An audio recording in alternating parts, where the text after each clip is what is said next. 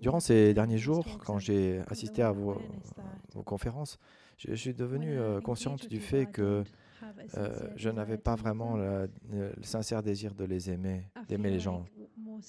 Je sens que la plupart de mes engagements que j'essaie de faire, d'essayer d'avoir quelque chose des gens ou d'obtenir quelque chose, et du coup, je sens que c'est un peu comme codépendant.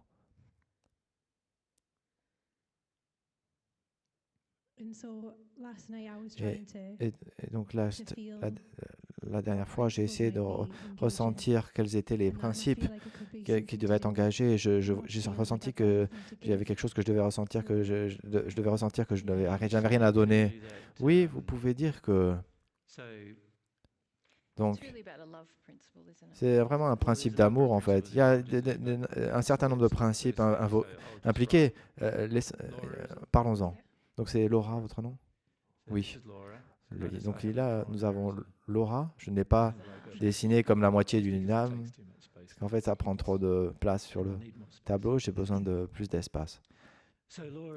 Laura, donc, vous êtes en train de dire que une de vos émotions en vous, c'est quand je suis avec d'autres, je regarde des choses qui viennent d'eux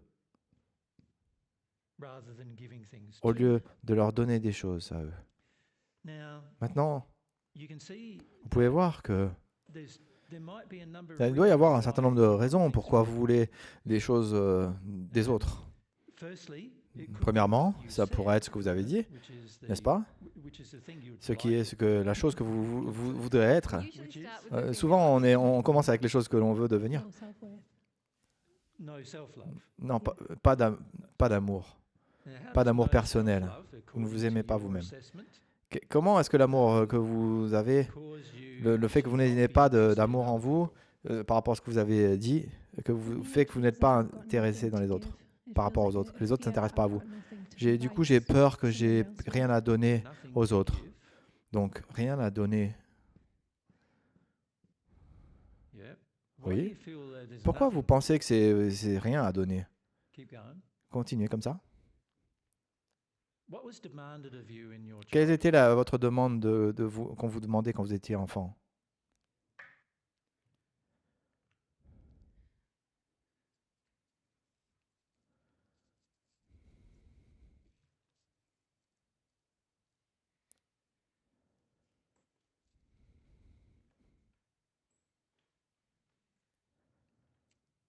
Vous pouvez le ressentir maintenant, non? Ce qu'on vous demandait dans votre enfance.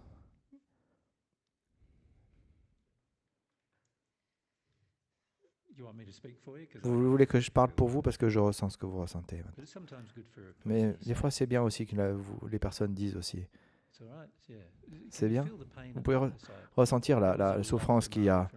Il y avait beaucoup de demandes qui vous étaient demandées dans votre enfance.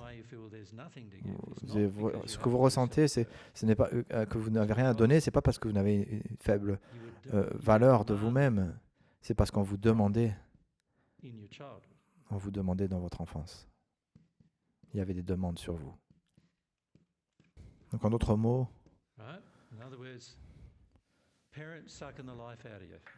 vos parents pomper la vie de vous, l'environnement, vous enlever toute vie et toute la vie qui était en vous et vous devez donner, donner, donner jusqu'à ce que vous êtes complètement épuisé et je peux ressentir de ce que vous avez. Vous avez besoin de dire est-ce que je prends un moment de privé pour moi, un moment où je peux m'échapper, ou un moment de paix, essayer de m'échapper de votre enfance. Vous dites qu'il n'y avait pas d'amour de vous-même. En fait, je dis, parce qu'il y avait une demande dans l'enfance, vous sentez que vous n'avez rien à donner. En fait, ce n'est pas relié au fait que vous ne aimez pas, c'est juste que vous êtes en fait en colère à propos de ça.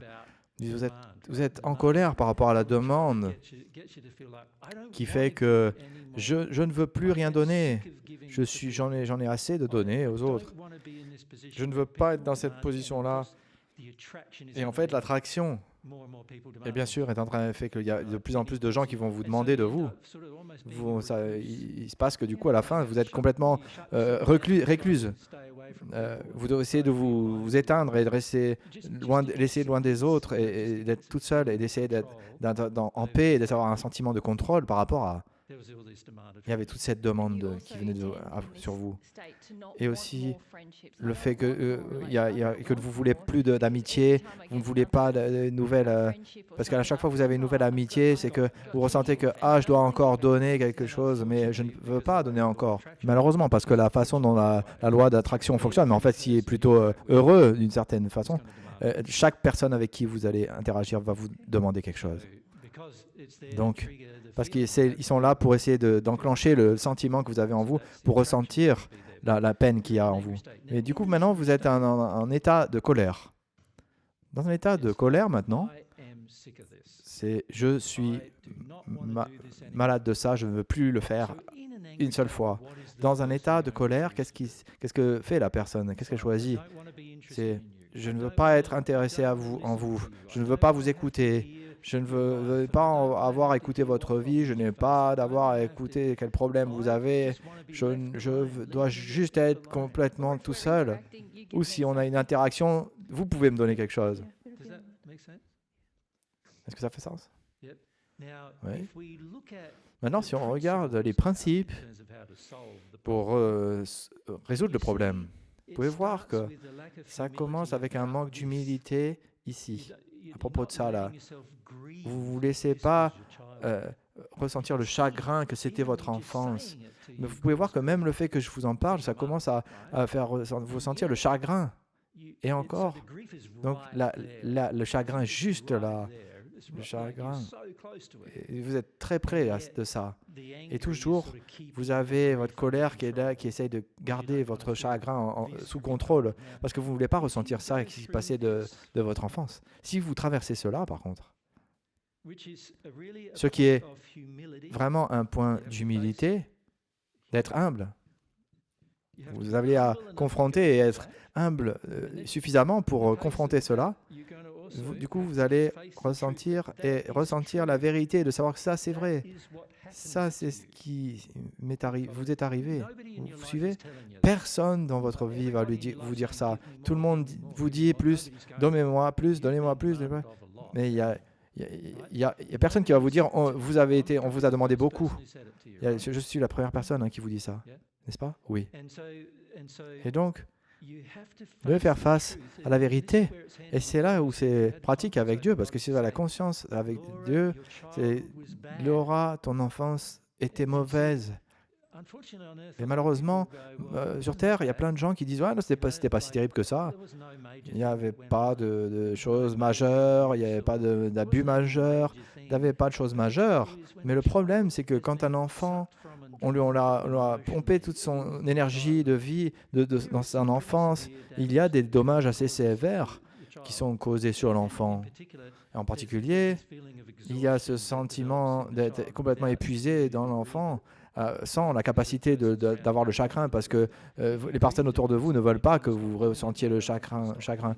Si vous viviez le chagrin, ils vous demanderaient d'arrêter le chagrin, et ils ne veulent pas que vous ressentiez le chagrin. Donc du coup, ça c'est votre enfance et vous devenez un adulte. Et quand vous êtes un adulte, vous pouvez faire des choix et vous pouvez dire « Ah, c'est chouette, je peux divorcer avec toutes les personnes dans ma vie, j'ai un niveau de contrôle, tant que j'ai un travail, mais ils sont en train de me prendre ma vie aussi. Mais si j'ai un travail et je peux faire le moindre travail où je peux même avoir une vie récluse, du coup, je peux contrôler ce sentiment. Je peux contrôler ce sentiment d'une certaine façon. Donc en fait, c'est de la colère. Il fait que vous ne rentrez pas dans l'humilité et que vous n'êtes pas confronté à la vérité. Ça, c'est la vérité de votre enfance. Maintenant, si ce chagrin de la demande dans votre enfance est relâché, maintenant, vous ne serez plus en colère. Qu'est-ce que ça veut dire? Ça veut dire qu'à vous, si quelqu'un vient et essaie de vous pomper votre énergie, vous allez rentrer dans la même chose, même schéma. C'est ce que ça va dire. Donc du coup, vous ne voyez pas d'intérêt à ressentir votre colère. Vous ne voyez pas d'intérêt. Vous pensez que ça vous protège, que la colère vous protège d'avoir vraiment que ça recommence en fait. Est-ce que vous suivez? Oui, je pense. Pardon?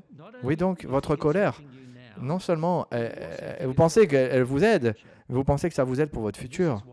Et c'est pourquoi il n'y a pas d'intérêt dans les autres, pourquoi vous sentez que vous n'avez pas vraiment rien à faire en fait. Mais c'est très bien que vous puissiez, à travers les derniers jours, de comprendre cela, que vous avez compris. Ah, j'ai été non aimante par rapport aux autres. Et c'est très bien de le voir en les gardant aussi loin, éloignés de moi le plus possible, de vous le plus possible. Et du coup, ça vous avez posé la question, pourquoi est-ce que je fais ça? Et vous avez commencé à vous dire, à vous focaliser sur ce que vous ne vous aimiez pas. En fait, c'est intéressant parce qu'en fait, vous avez fait une diversion de la réalité de votre enfance. Et c'est quelque chose que l'on voit, il y a beaucoup de gens qui font ça. Quelque chose se passe dans l'enfance qui est mauvais. C'est très triste. Il y a beaucoup de tristesse, de chagrin à cause de cela. Et du coup, au lieu de faire ça, au lieu de ressentir le chagrin, ils créent une autre raison pourquoi ils sont tristes. Et dans ce cas, c'est que vous avez dit, dans votre cas, vous manquez d'amour propre. Ce n'est pas le manque d'amour de vous-même qui crée ce problème, mais c'est en fait que les autres ne vous ont pas aimé qui a créé ce problème. C'est l'opposé complet. Mais maintenant, bien sûr, dans la façon dont vous gérez cela, là, il y a un manque d'amour de vous-même. Et évidemment, si vous restez en colère, du coup, ce sentiment va rester en vous et vous allez devenir encore plus en colère et vous allez vous isoler. À la fin, vous serez une femme complètement toute seule où personne ne se rappelle d'elle quand elle va mourir. Et ce qui ne sera pas bon parce que vous allez rentrer dans le monde spirituel comme une vieille femme qui veut être complètement isolée. Et vous allez rester complètement isolé. Là, et nous avons vu des tas de gens qui sont restés dans le monde spirituel pendant des centaines d'années avant qu'ils comprennent qu'ils avaient de la souffrance qui venait de leur enfance. Oui, avec cette chagrin que vous accrochez à cela, ça vous coupe complètement votre amour, votre cœur de l'amour, de recevoir de l'amour. Et parce que vous associez, du coup, l'association dans l'enfance, vous pensez que d'être aimé, c'est d'avoir que des gens ont des demandes sur vous et du coup vous coupez complètement que les gens vous coupez et du coup vous coupez aussi de l'amour des autres. Votre définition de l'amour par rapport à l'enfance, c'est si j'aime quelqu'un, ils vont prendre de moi et je dois donner. Votre définition de l'amour dans l'enfance. Je n'ai pas ma vie propre, personne. Si j'aime quelqu'un d'autre. Je ne m'appartiens plus à moi-même. Je n'ai plus d'expérience. Toutes les choses qui maintenant, par votre expérience, que vous pensez qu'est l'amour maintenant. Oui. Et à moins que ce chagrin soit ressenti, vous allez rester dans cette croyance et bloquer votre croissance. Comment est-ce que je reviens à confronter cette croyance? Le plus rapide, c'est de ressentir votre chagrin. C'est comme ça que ces croyances vont vous quitter. Tout ce qu'on avait à faire, c'est juste vous le dire et vous allez commencer à pleurer. C'est juste répéter cette vérité en vous-même jusqu'à ce que vous finissiez de pleurer. Et jusqu'à ce que vous ayez fini de pleurer. Et ressentir tous les effets de cela. Et vous allez probablement ressentir et les effets que ça a créé. Et du coup, vous allez vouloir pleurer. Et vous ne savez pas vraiment où vous êtes vous-même aussi. Votre vue de l'amour, vous la repoussez, vous restez loin de vous. Vous n'avez pas expérimenté vraiment d'amour dans votre vie. Et du coup, toutes les relations que vous avez eues, elles étaient teintées par...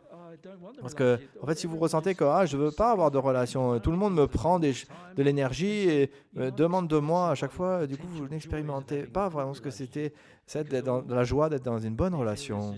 Parce que vous ressentez que c'est juste une série de mauvaises relations. Est-ce que ça fait sens? Oui, je comprends. Donc la vérité d'abord. D'abord, la vérité, on vous demandait beaucoup dans l'enfance, ça a créé des tas de problèmes pour vous, ça a gardé, ce chagrin. Et si vous pouvez ressentir ce chagrin, soyez humble, priez avec Dieu, reconnaissez tous les jours la vérité. Les gens m'ont pris des tas de choses de moi chaque jour, ça m'a fait du mal, comment ça m'a affecté, et d'être humble, assez humble pour savoir comment Dieu ressent ça à propos de ça, ce qui est dit.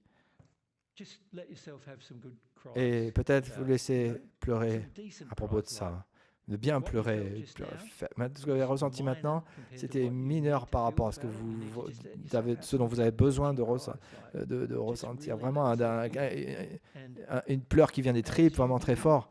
Et quand vous allez le faire, plus vous allez le faire, ce sentiment va disparaître et du coup votre colère va s'atténuer et du coup votre désir de comprendre et de connaître les autres aussi qui ont changé. Et pour la première fois dans votre vie, vous allez pouvoir sélectionner des gens, avoir des bonnes relations avec vous, qui ne veulent pas prendre des choses de vous, mais vous donner ou avoir une relation égale, mais pas une relation où il y a une demande. Vous allez attirer cela aussi, si vous gérez cela. Mais vous voyez, mais en ce moment, votre réalité, c'est pas ça. Ça, c'est votre réalité. Ah, les gens continuent de prendre des choses de moi, je dois donner, je ne peux pas être moi-même. Ça, c'est la réalité. Vous êtes arrivé à croire que c'était vrai parce que c'est ça qui est arrivé dans votre enfance. D'accord? Merci pour cela.